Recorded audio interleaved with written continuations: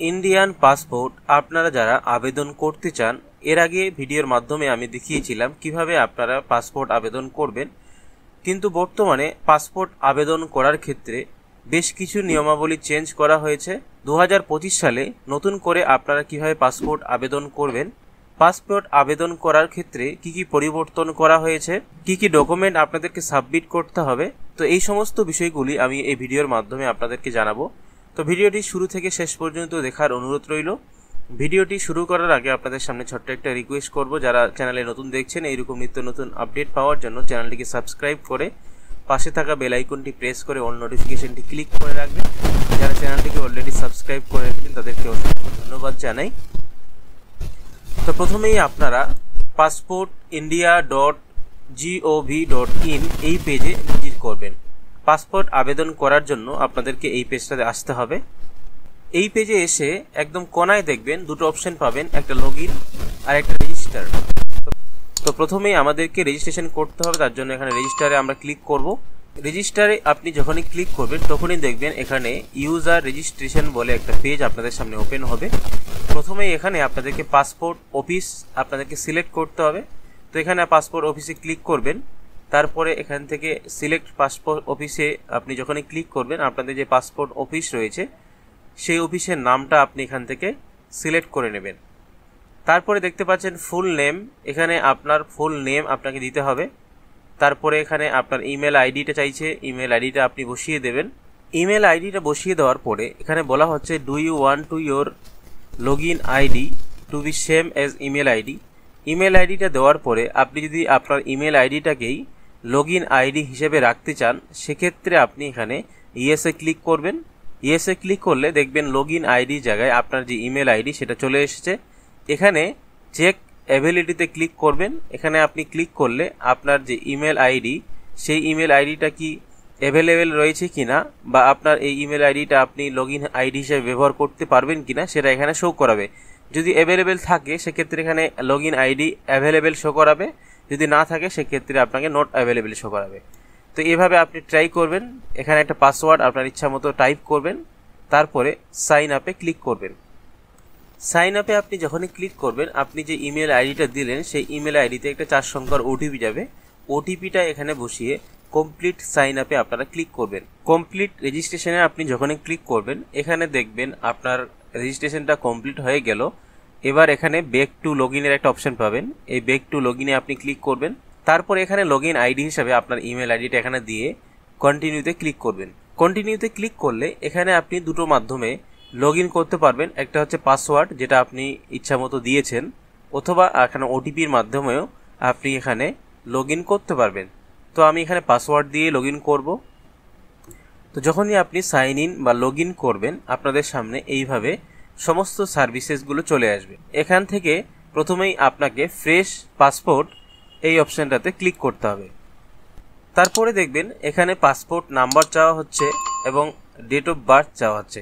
তো এটা কাদের জন্য? যারা পাসপোর্ট রিনিউয়াল করবেন তাদের ক্ষেত্রে, যাদের অলরেডি পাসপোর্ট রয়েছে তাদের ক্ষেত্রে এই অপশনটা প্রযোজ্য। যারা নতুন করে আবেদন করবেন তারা এই অপশনটাকে স্কিপ করবেন। এখানে স্কিপ ফর নাও এই অপশনে ক্লিক করবেন। তারপরে দেখবেন আপনার পাসপোর্ট অফিস এখানে সিলেক্ট হয়ে থাকবে, যেহেতু আপনি অলরেডি সিলেক্ট করে রেখেছেন। এবার এখানে নেক্সটে ক্লিক করবেন। তারপরে দেখবেন আপনাদের সামনে এইভাবে অপশন চলে আসবে। প্রথমেই দেখতে পাচ্ছেন আপনি যে পাসপোর্টটা আবেদন করবেন সেটা কি ফ্রেশ পাসপোর্ট না রিনিউয়াল করবেন। তো আমরা যেহেতু ফ্রেশ নতুন করে আবেদন করব তার জন্য ফ্রেশ পাসপোর্টের উপরে আমরা ক্লিক করব। তারপরে এখানে বলা হচ্ছে নর্মাল পাসপোর্ট আপনি আবেদন করবেন না তৎকাল আবেদন করবেন। নর্মাল আবেদন করলে কিছুদিন আপনার সময় বেশি লাগবে, তৎকালের ক্ষেত্রে তাড়াতাড়ি আপনি পাসপোর্টটা পেয়ে যাবেন। তো আপনার ক্ষেত্রে যেটা হবে সেটাতে আপনি টিক মারবেন। তারপরে দেখবেন এখানে টাইপ অফ পাসপোর্ট বুকলেট, পাসপোর্টটা আপনি কত পাতার নিতে চান এখানে সেই সংখ্যাগুলো দেওয়া হয়েছে। প্রথমেই আপনাকে বলা হচ্ছে 36 পেজের আপনি পাসপোর্ট আবেদন করতে পারেন এবং তারপরে 60 পেজের পাসপোর্ট আপনি আবেদন করতে পারেন। তো 36 পেজের ক্ষেত্রে একটা আলাদা রকম ফিস আপনাকে পেমেন্ট করতে হবে, 60 পেজের জন্য আপনাকে আলাদা ফিস পেমেন্ট করতে হবে। তো আপনি যেটাতে করতে চান সেক্ষেত্রে এখানে টিক মেরে সেভ এর নেক্সটে আপনি ক্লিক করবেন। তারপরে দেখবেন আবেদনকারীর নাম এখানে লিখতে হবে। আবেদনকারীর first name, middle name, surname যদি 3টা নাম থাকে সেক্ষেত্রে ফার্স্ট নেম এবং মিডিল নেম প্রথম ঘরটাতেই লিখবেন স্পেস দিয়ে। সারনেমের জায়গায় এখানে তার টাইটেলটা লিখে দেবেন। তারপরে বলা হচ্ছে এখানে জেন্ডার মেল ফিমেল যেটা হবে সেটাতে টিক মারবেন। আপনি কি অন্য কোনো নামে পরিচিত কি না সেটা জানতে চাওয়া হচ্ছে, যদি হয়ে থাকেন তাহলে ইয়েসে ক্লিক করবেন, না হলে নোতে ক্লিক করবেন। আপনার নাম কি পরিবর্তন হয়েছে কিনা, যদি না হয়ে থাকে নোতে ক্লিক করবেন, হয়ে থাকলে ইয়েসে ক্লিক করবেন। এখানে আপনার ডেট অফ বার্থ আপনাকে দিতে হবে। এখানে ক্যালেন্ডারে একটা অপশন পাবেন, ক্যালেন্ডারে ক্লিক করে আপনি আপনার ডেট অফ বার্থটা সিলেক্ট করে নেবেন। তারপরে প্লেস অফ বার্থ, আপনার এখানে বার্থ প্লেস দেওয়ার জন্য বলা হচ্ছে এখানে আপনি আপনার গ্রামের নাম, ভিলেজ বা টাউনের নাম আপনি দিতে পারেন। মেরিটিয়াল স্ট্যাটাস, এখান থেকে মেরিট না আনমেরিট যেটা হবে সেটা আপনি এখান থেকে সিলেক্ট করবেন। তারপর এখানে দেখবেন is your place of birth out of India, আপনার কি জন্মস্থান ইন্ডিয়ার বাইরে, এটা জানতে চাওয়া হচ্ছে। তো এখানে আমরা অবশ্যই নোতে ক্লিক করব, যেহেতু আমরা ইন্ডিয়ায় জন্মগ্রহণ করেছি সেক্ষেত্রে নোতে ক্লিক করবেন। যদি ইন্ডিয়ার বাইরে অন্য কোনো দেশে আপনি জন্মগ্রহণ করেন তাহলে ইয়েসে ক্লিক করে সেই দেশের নাম আপনাকে এখানে সিলেক্ট করতে হবে। তো এখান থেকে তারপরে আপনি এখানে আপনার স্টেট ডিস্ট্রিক্টটা সিলেক্ট করে নেবেন।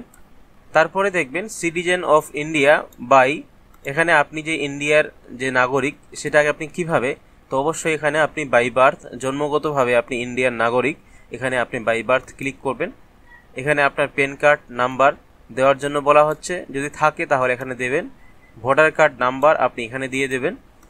তারপরে দেখবেন এমপ্লয়মেন্ট টাইপ, এখান থেকে আপনি কি ধরনের কাজকর্মের সঙ্গে জড়িত সেটা এখান থেকে সিলেক্ট করতে হবে। যদি আপনি কোনো এমপ্লয়ি হয়ে থাকেন তাহলে সেটা সিলেক্ট করবেন, না হয়ে থাকলে আদার্সে ক্লিক করবেন।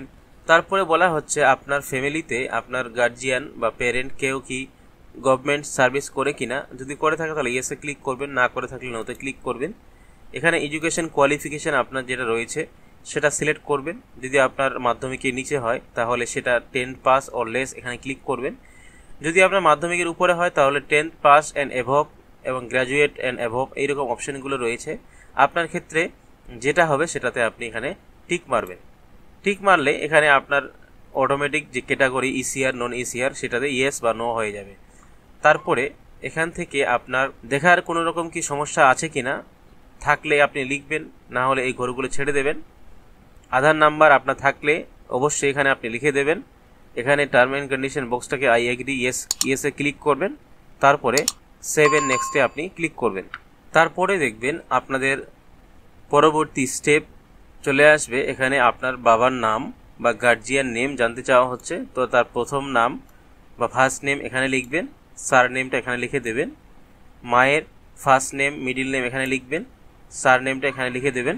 আপনার যে গার্জিয়ান রয়েছে সেই গার্জিয়ানের নাম এখানে লিখবেন, তার সার নেমটা এখানে লিখবেন। তারপরে এখান থেকে আপনার ওয়াইফের বা হাজব্যান্ডের নাম এখানে লিখবেন, টাইটেলটা এখানে লিখে দেবেন, সেভ এন্ড নেক্সটে ক্লিক করবেন।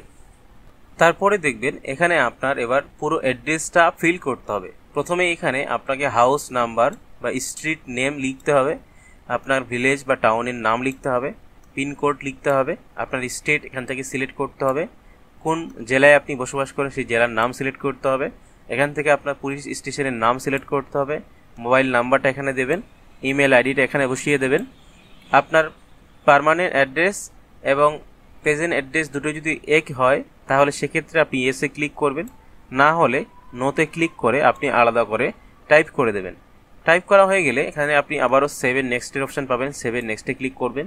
তারপরে আপনাদের সামনে এইভাবে কনফার্মেশন চাওয়া হবে, তো এখানে আপনারা ওকেতে ক্লিক করবেন।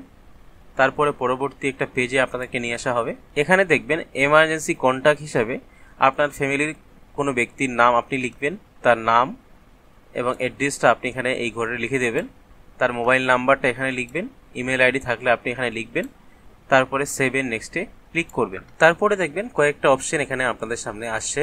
এই অপশনগুলোতে বলা হচ্ছে আপনার কি কোনো ধরনের ইন্ডিয়ান পাসপোর্ট আগে ছিল কিনা, যদি থাকে তাহলে আপনি এই অপশনগুলোকে টিক মারবেন, না হলে এখানে নোতে ক্লিক করে রাখবেন। তারপরে আবারও সেভ এন্ড নেক্সটে ক্লিক করবেন। তারপরে দেখবেন এই পেজে আপনাদেরকে বলা হচ্ছে আপনার কি কোনো ধরনের ক্রিমিনাল রেকর্ড আছে কিনা। যদি আপনার কোনো ধরনের ক্রিমিনাল রেকর্ড না থাকে তাহলে এই সব পয়েন্টগুলোতে আপনি নোতে টিক মেরে রাখবেন। তারপরে সেভ এন্ড নেক্সটে ক্লিক করবেন। সেভ এন্ড নেক্সটে ক্লিক করলে এবার আপনাদের সামনে পেজটা প্রিভিউ হবে। আপনি যেগুলো ইনপুট করলেন সেগুলো ঠিকঠাক আছে কিনা এখানে আপনি ভালো করে দেখে নেবেন। সব ঠিক থাকলে এই বক্সটাকে টিক মেরে সেভেন নেক্সটে ক্লিক করবেন। তারপর এখান থেকে আপনাকে দুটো ডকুমেন্ট আপনাকে এখানে দিতে হবে বা এখানে পুট করতে হবে।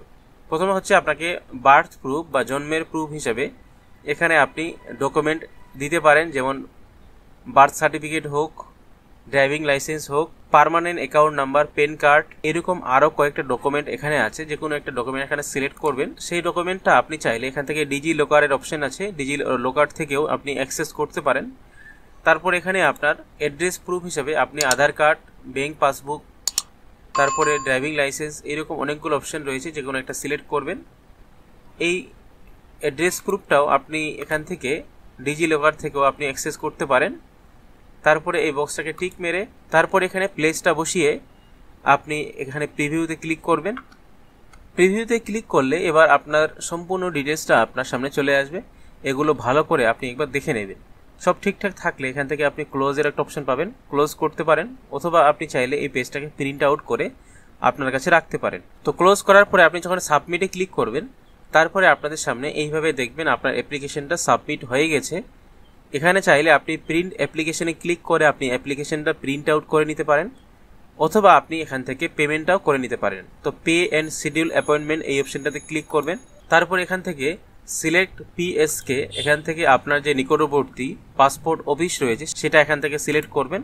তারপরে দেখবেন সিলেক্ট অ্যাপয়েন্টমেন্ট ডেট বলে একটা অপশন রয়েছে।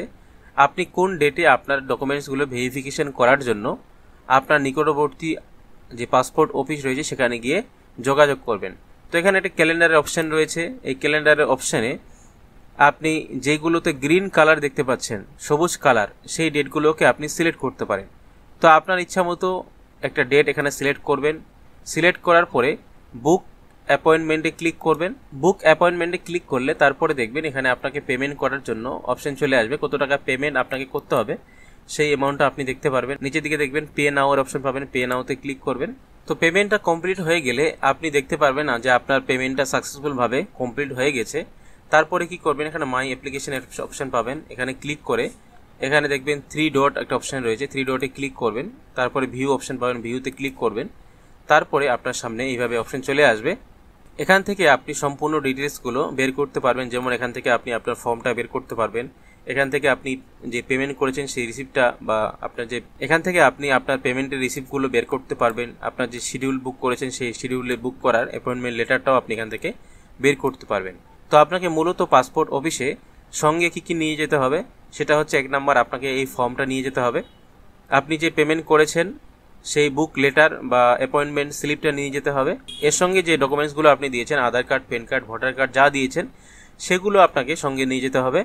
এবং এর সঙ্গে আরেকটা জিনিস যেটা নতুন করে অ্যাড করা হয়েছে সেটা হচ্ছে মেরিট সার্টিফিকেট, একটা অ্যানেক্সার যে একটা ফর্ম পাওয়া যায়।